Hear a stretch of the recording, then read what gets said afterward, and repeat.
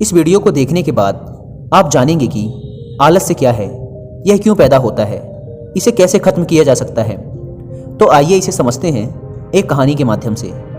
एक बार एक आलसी व्यक्ति एक बौद्ध भिक्षु से कहता है, मुनिवर, मेरे भीतर बहुत आलस है, जिसकी वजह से मैं अपने जीवन में जो करना चाहता हूँ वह कर नहीं पाता हूँ।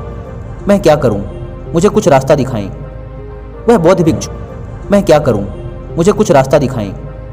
वह बौद्ध भिक्षु उस आदमी से पूछते हैं, क्या तुम्हें पक्का विश्वास है कि तुम्हारे अंदर आलस्य है?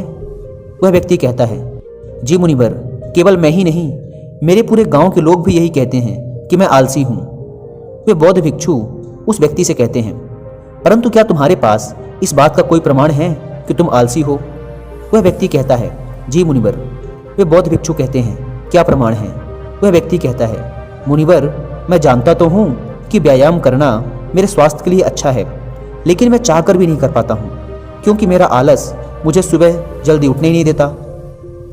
वे बौद्ध भिक्षु कहते हैं, अच्छा, तुम ऐसी आलस से परेशान हो? वह व्यक्ति कहता है, जी मुनिवर। बौद्ध भिक्षु कहते हैं, परंतु क्या तुम जानते हो कि आलस्य होता क्या है?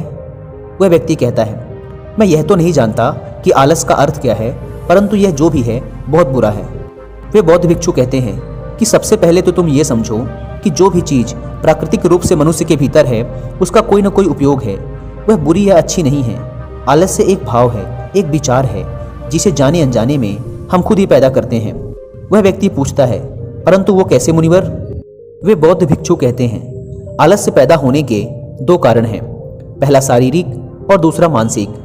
जब हम अपने शरीर को ऐसा भोजन देते हैं जिसके भीतर खुद कोई जीवंतता नहीं है, तब हमारे शरीर के भीतर आलस्य पैदा होता है, क्योंकि यह शरीर ऊर्जा से चलता है और जिस तरह की ऊर्जा हम इसे देते हैं यह उसी तरह का बर्ताव करता है। शरीर के स्तर पर हमारे भीतर आलस्य का दूसरा कारण है गलत तरह से बैठना, गलत तरह से चलना और गलत तरह से सोना। हम इस बात पर कभी ध्यान नहीं देते कि हमारे बैठने, लेटने और सोने की स्थिति सही भी है या नहीं। अगर तुम तथागत बुद्ध को देखोगे तो तुम पाओगे कि जब वे बैठते हैं तो उनकी रीढ़ की हड्डी एकदम सीधी होती है, जब वे लेटते हैं तो उनके शरीर के भीतर किसी भी अंग पर कोई दबाव नहीं होता, और जब वे चलते हैं तो उनके दोनों कदमों के बीच एक तालमेल नजर आता है। यह जरूरी नहीं है कि कोई बुद्ध को सुनकर ही कुछ समझे। अगर कोई समझना चाहता है तो सिर्फ उन्हें ध्यान से देखकर भी बहुत कुछ समझा जा सकता है।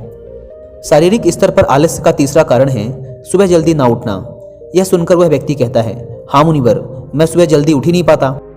वे बौद्ध भिक्षुक मुस्कुराते हैं और फिर कहते हैं, तुम सुबह जल्दी तभी उठ सकते हो जब तुम रात को सोने का एक सही समय निर्धारित कर लोगे। प्रत्येक बौद्ध भिक्षुक को अनुशासन का पालन करना होता है, क्योंकि अनुशासन हमारे जीवन में संतुलन लाता है। ज़्यादातर लोग अनुशासन को बुरा समझते हैं, क्योंकि उन्हें लगता है कि अनुशासन हमें बांधता है, जबकि सच्चाई ये है कि अनुशासन हमें बांधता नहीं बल्कि मुक्त करता है। वह व्यक्ति पूछता है, परंतु मुनिवर, शुरुआत कहाँ से करें? सही तरह का भोजन करने से, सही तरह से बैठने, लेटने और चलने से, या फिर सुबह जल्दी उठने से? वे बौद्ध भिक्षु कहते हैं, शुरुआत अभी से करो। जो भी तुम इस समय कर रहे हो उसे ध्यान से करो। पहले तुम मन के स्तर पर आलस्य को समझो। वैसे ज़्यादातर स्थितियों में मन शरीर के कारण ही आलस्य पैदा करता है। मानसिक आलस्य का पहला कारण है हमारे पुराने गलत विश्वास। हमें लगता है कि हम पिछली बार भी नहीं कर पाए थे, इसलिए इस बार भी हमसे नहीं होगा। हम इस बात को नहीं देखते कि इस बार और पिछली बार में बहुत अंतर है। अब हम मानसिक तौर पर वो नहीं हैं जो पहले थे। अब सब कुछ बदल चुका है। जब हम अपने आप को काबिल नहीं समझते तब आलस हम पर हावी हो जाता है। दूसरा कारण है छोटी सोच वाले और आलसी लोगों का साथ करना। कभी कभी ऐसा होता है कि आलस हमारे भीतर नहीं होता, परंतु दूसरों लोगों से वह हमारे भीतर आ जाता है। ऐसा इसलिए होता है क्योंकि हम आलसी लोगों की संगति करते हैं।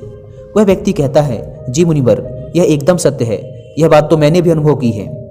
वे बौद्ध भिक्षु कहते हैं, तीसरा कारण है मन का स्पष्ट ना होना। मान लो तुम एक वन में खो गए हो और शाम होने वाली है। तुम्हें यह नहीं पता कि तुम्हारा घर किस दिशा में है, तो क्या ऐसी स्थिति में तुम आलसी होकर वन में लेट जाओगे या फिर अपने घर की तलाश में निकल पड़ोगे? वह व्यक्ति कहता है, मैं घर की तलाश में निकल पड़ूंगा। वह बौद्ध भिक्षु उस व्यक्ति से पूछते हैं, अगर खूब प्रयास करने के बाद भी तुम्हें तुम्हारे घर का रास्ता नहीं मिला तब तुम क्या करोगे? वह व्यक्ति कहता है, मैं फिर भी तलाश में लगा रहूंगा, क्योंकि मेरे पास उसके अलावा और कोई विकल्प ही नहीं होगा। वे बौद्ध भिक्षुक कहते हैं, मनुष्य के मन को आलस्य तभी पकड़ता है जब उसके पास कई विकल्प होते हैं। अगर किसी के पास सिर्फ एक ही विकल्प है तो उसका मन पूरी तरह से स्पष्ट होगा। अगर तुम अभी व्यायाम नहीं कर पा रहे हो तो उसका कारण तुम्हारी नज़र का स्पष्ट ना होना है। तुम अभी भविष्य में होने वाले रोगों को नहीं देख पा रहे हो। तुम अभी उन रोगों से होने वाली पीड़ा को महसूस नहीं कर पा रहे हो। वे बौद्ध भिक्षुक आगे कहते हैं, आलस्य का चौथा मानसिक कारण है किसी काम को करने की कोई बड़ी वजह ना होना। मान लो तुम एक रास्ते से कहीं जा रहे हो और बहुत देर तक चलते चलते तुम थक गए हो। अब तुम्हारा और चलने का मन नहीं कर रहा है, तुम्हें आलस्य आ रहा है। तभी अचानक तुम देखते हो कि एक शेर तुम्हारी तरफ भागा चला आ रहा है। तो क्या ऐसी परिस्थिति में भी तुम या तुम्हारा आलस्य तुम्हें भागने से रोक पाएगा? नहीं ना। तो इस बात को समझो, आलस्य केवल तुम्हें उसी काम को करने से रोक सकता है जिसे करने की तुम्हारे पास कोई बड़ी वजह नहीं है।